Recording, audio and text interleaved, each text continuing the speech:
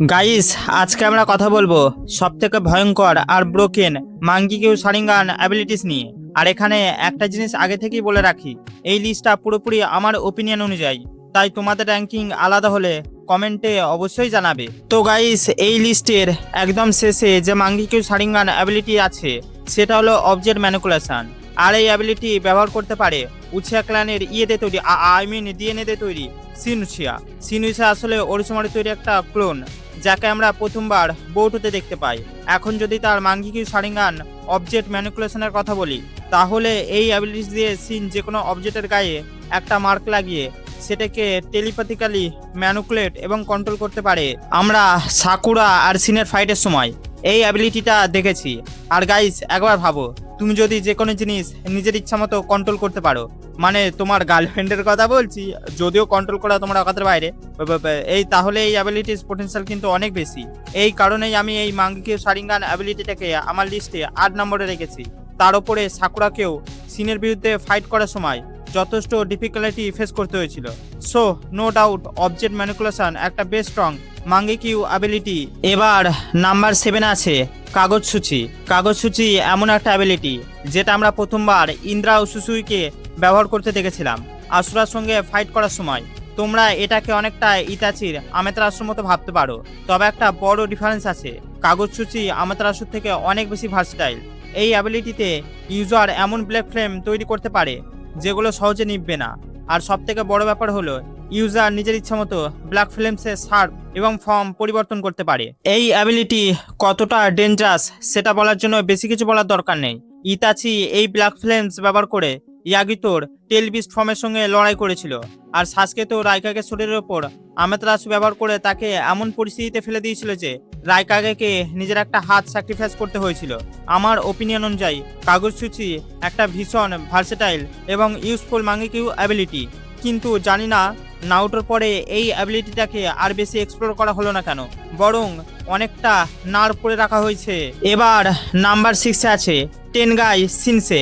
যদিও এটা আদেও মাঙ্কি কিউ শারিঙ্গানের অ্যাবিলিটি কিনা সেটা পুরোপুরি কনফার্ম নয়, কিন্তু আমরা ধরে নিচ্ছি এটা মাঙ্কি কিউ শারিঙ্গানের অ্যাবিলিটি। এই অ্যাবিলিটিটা আমরা প্রথমবার মাদ্রা উচিয়াকে 4th গ্রেড নিনজারের সময় করতে দেখি। যখন সবাইকে নিজের পাওয়ারের আসল রূপ দেখানোর সময় আসে, তখন মাদ্রা তার এই পাওয়ার ব্যবহার করে। এই অ্যাবিলিটির মাধ্যমে মাদ্রা একটা অন্য ডাইমেনশন থেকে মিটিওর সামান করে, আর এই মিটিওর গারা অ্যান্ড সুচিকাকে মিলেও আটকাতে পারেনি। এবার নাম্বার 5-এ আসে সবার favourite Mangekyo Sharingan ability Susanoo. সুসানোর কথা তো সবাই জানো। মাঙ্কি কিউ শারিঙ্গান ব্যবহারকারী তার চোখের পাওয়ার দিয়ে একটা বিশাল হিউম্যানয়েড চাকরা আবতার তৈরি করতে পারে, যেটা মূলত ইউজারের উইলের একটা এক্সটেনশন। আর সুসানোর বিভিন্ন স্টেজ আছে। প্রথমে আসে স্কেলেটন সুসানো, তারপর মাস্কুলার সুসানো, হাফ বডি সুসানো, আর্মার সুসানো এবং শেষ পর্যন্ত আসে পারফেক্ট সুসানো। আমরা মাদ্রা, সাসকে আর কাকাসিকে পারফেক্ট সুসানো ব্যবহার করতে দেখেছি। আর পারফেক্ট সুসানো এতটাই পাওয়ারফুল যে একটা পুরো শহর ধ্বংস করে দেওয়ার মতো ডিস্ট্রাকটিভ পাওয়ার তার রয়েছে। এমনকি এই সুসানো আকাশেও উঠতে পারে, যেটা আমরা ফাইনাল ব্যাটেলের সময় দেখতে পেয়েছি। কিন্তু গাইস, এত ওপি পাওয়ার হওয়ার পরও সুসানোর একটা বড় উইকনেস আছে। সুসানো তোমাকে ফিজিক্যাল অ্যাটাক থেকে প্রোটেক্ট করতে পারে, কিন্তু ভিজুয়াল বা অডিটারি গেঞ্জুসু থেকে তোমাকে পুরোপুরি প্রোটেক্ট করতে পারে না। আর এই কারণেই এত পাওয়ারফুল একটা মাঙ্কি কিউ শারিঙ্গান অ্যাবিলিটি হওয়ার পরও আমি সুসানোকে 5 নম্বরে রেখেছি। এবার আসি নাম্বার 4-এ। আর এখানে রয়েছে ইতাচি উচিয়ার সব থেকে আইকনিক মাঙ্কি কিউ শারিঙ্গান অ্যাবিলিটিসের একটি সুকুয়োমি। সুকুয়োমি হলো এমন একটি এক্সট্রিমলি পাওয়ারফুল গেঞ্জুসু যেটা ইতাচি তার মাঙ্কি কিউ শারিঙ্গান দিয়ে ব্যবহার করতে পারতো। এই টেকনিকের সব থেকে ডেঞ্জারাস ব্যাপার হলো ইউজার যদি অপোনেন্টের সঙ্গে প্রপার আইস কন্ট্যাক্ট স্ট্যাবলিশ করতে পারে, তাহলে তাকে একটা কমপ্লিটলি ডিফারেন্ট ওয়ালের মধ্যে ট্র্যাপ করা সম্ভব। আর সেই ওয়ার্ল্ডের ভেতরে কি ঘটবে সেটা অনেকটা ইউজারের কন্ট্রোলের মধ্যে থাকে। এখন এখানে আছে সুকিয়োমির আসল হরার। এই গেঞ্জুসের মধ্যে টাইম আর রিয়েল টাইম একভাবে কাজ করে না।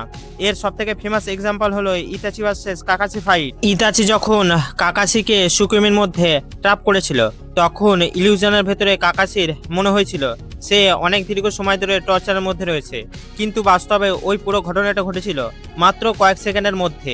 আর ইতাচির এই সুকিয়োমি কতটা এক্সট্রিম হতে পারে সেটা ইজুমি উচিয়ার ঘটনাতে আরও ক্লিয়ারলি বোঝা যায়।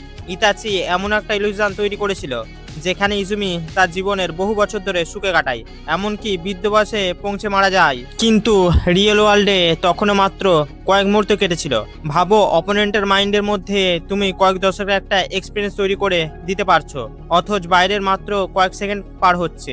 That's obviously broken. তবে সুকিওমিরও লিমিটেশন রয়েছে। এটা ব্যবহার করলে ইউজারের চোখের ওপর প্রচণ্ড প্রেসার পড়ে এবং বেশি ব্যবহার করলে ভিশনের ওপর প্রভাব পড়তে পারে। আর থিওরিটিক্যালি এর বিরুদ্ধে একটা সিম্পল কাউন্টার রয়েছে, সেটা হলো আইস কন্ট্যাক্ট অ্যাভয়েড করা। কিন্তু সেটা শুনতে যতটা সহজ মনে হচ্ছে, বাস্তবে ইতাচির সাথে ফাইট করার সময় এটা ততটাই কঠিন। তাই এত পাওয়ারফুল গেনজুৎসু হওয়া সত্ত্বেও কিছু লিমিটেশন থাকার কারণে আমার র্যাঙ্কিংয়ে সুকিওমি রয়েছে 4 নম্বরে। এবার চলে আসি নাম্বার 3-তে।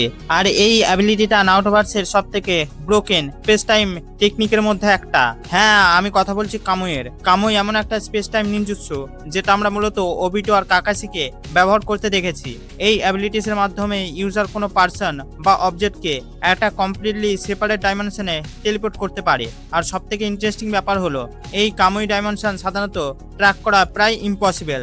কিন্তু ওবিটোর কামুই আসল পাওয়ার এখানেই শেষ নয়। ওবিটো নিজের বডির কোনো অংশ কামুই ডাইমেনশনে ট্রান্সফার করে দিতে পারে, ফলে অপোনেন্ট যখন তাকে অ্যাটাক করে তখন অ্যাটাক তার বডির ভেতর দিয়ে চলে যায়।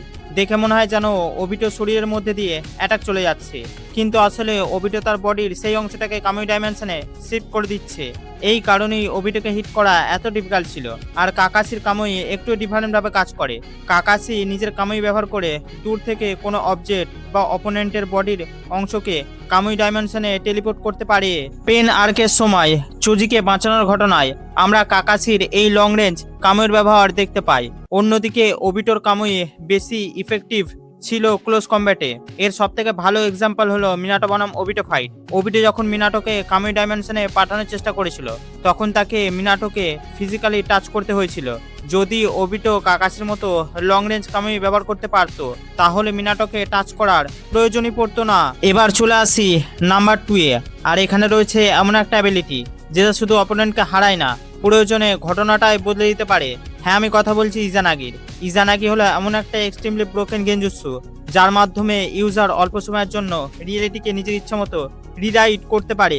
সহজভাবে বললে, যদি কোনো ঘটনা তোমার জন্য আনফেভারেবল হয় তাহলে ইজানাগি ব্যবহার করে সেই ঘটনাকেই ইলিউশন হিসেবে ট্রিট করা যায় এবং রিয়েলিটিকে নিজের পক্ষে পরিবর্তন করা সম্ভব। ধরো, কোনো ফাইটে তোমার ডেস্টিনিতেই লেখা আছে তুমি মারা যাবে, কিন্তু ঠিক মুহূর্তে তুমি যদি ইজানাগি অ্যাক্টিভেট করো তাহলে সেই ডেথ রিয়েলিটিকে অ্যাকসেপ্ট না করে সেটাতে ইলিউশনে কনভার্ট করে নিজেকে বাঁচিয়ে নিতে পারো। মাদ্রার ক্ষেত্রে আমরা এর একটা অসাধারণ এক্সাম্পল দেখতে পাই। হাশিরামার সঙ্গে ব্যাটেলের সময় সবাই ভেবেছিল মাদ্রা মারা গেছে, কিন্তু আসলে মাদ্রা আগে থেকে ইজানাগি সেট আপ করে রেখেছিল, ফলে তার ডেথকে রিয়েলিটি থেকে সরিয়ে সে আবার ফিরে আসতে সক্ষম হয়। অর্থাৎ তুমি যদি অ্যাটাক ডজ করো সেটা আরেক জিনিস, কিন্তু তোমার নিজের ডেথকেই রিয়েলিটি থেকে এসকেপ করে দেওয়া, that's completely different level of broken. তবে ইজানাগির একটা ম্যাসিভ ড্রব্যাক রয়েছে। এই টেকনিক ব্যবহার করার পর সাধারণত যে রাশিংগান দিয়ে ইজানাগি অ্যাক্টিভেট করা হয় সেই চোখ পার্মানেন্টলি ব্লাইন্ড হয়ে যায়। অর্থাৎ রিয়েলিটি চেঞ্জ করার জন্য ইউজারকে তার নিজের একটা সারিঙ্গান স্যাক্রিফাইস করতে হয়। এই হিউজ প্রাইজের কারণেই ইজানাগি আনলিমিটেডভাবে স্প্যাম করা যায় না। তবুও এমন একটা অ্যাবিলিটি যেটা সরাসরি রিয়েলিটি আর ডেস্টিনিকে ম্যানিপুলেট করতে পারে, সেটাকে সাধারণ মাঙ্গিকিউ অ্যাবিলিটির সঙ্গে কম্পেয়ার করা অনেক কঠিন। এই কারণেই আমার র্যাঙ্কিংয়ে ইজানাগি নাম্বার 2-এ রয়েছে। এবার চলে এলাম এই লিস্টে নাম্বার 1-এ। আর অনেস্টলি এই অ্যাবিলিটিটা এমন একটা লেভেলের ব্রোকেন যে নাওটোভার্সের সব থেকে ডেঞ্জারাস গেনজুৎসুর কথা বললে এটাকে ইগনোর করা যায় না। হ্যাঁ, আমি কথা বলছি শিশুর কোতুও মাতসুকামির। কোতুও মাতসুকামি হলো এমন একটা গেনজুৎসু যার মাধ্যমে ইউজার অন্য একজনের মাইন্ডকে ম্যানিপুলেট এবং কন্ট্রোল করতে পারে। কিন্তু এখানেই আসল ব্যাপারটা আছে, এটা কোনো সাধারণ মাইন্ড কন্ট্রোল টেকনিক নয়। কোতুও মাতসুকামির সব থেকে ডেঞ্জারাস ফিচার্স হলো যাকে কন্ট্রোল করা হচ্ছে সে নিজেই বুঝতে পারে না যে তার মাইন্ড কন্ট্রোল হয়ে গেছে। অর্থাৎ তুমি নিজের ইচ্ছায় কোনো ডিসিশন নিচ্ছ মনে করবে, কিন্তু বাস্তবে সেই ডিসিশনের পেছনে অন্য একজনের ইনফ্লুয়েন্স কাজ করছে। এটাই কোতুও মাতসুকামিকে এত ডেডলি করে তোলে।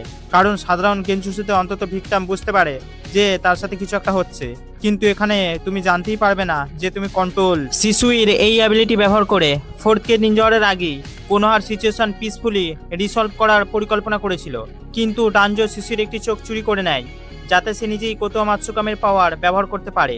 পরবর্তীতে ইতাচি ও কোতুও মাতসুকামির পাওয়ার ব্যবহার করে নিজের ওপর থাকা কাবুটোর কন্ট্রোল থেকে মুক্ত হতে সক্ষম হয়। আর এই টেকনিকের আর একটা ম্যাসিভ লিমিটেশন ছিল, শিশুই ছাড়া অন্য ইউজারদের ক্ষেত্রে কোতো মাতসুকামি ব্যবহার করার পর আবার অ্যাক্টিভেট করতে প্রায় 10 বছর পর্যন্ত ওয়েট করতে হতে পারে। অর্থাৎ অ্যাবিলিটিটা ইনস্ট্যান্টলি পাওয়ারফুল, কিন্তু এর কুলডাউন ও অ্যাকচুয়ালি ব্রুটাল। তবুও এমন একটা মাইন্ড কন্ট্রোল টেকনিক যেখানে ভিকটাম বুঝতে পারে না সে কন্ট্রোল হচ্ছে, আমার মতে এটাকে নাম্বার 1-এ না দিয়ে উপায় নেই। তাই আমার র্যাঙ্কিং অনুযায়ী সবথেকে ব্রোকেন মাঙ্গিকিউ শারিঙ্গান অ্যাবিলিটি হলো কোতোয়া মাতসুকামি। সো ভিডিও এখানেই শেষ হচ্ছে, দেখা হচ্ছে নেক্সট ভিডিওতে। বাই।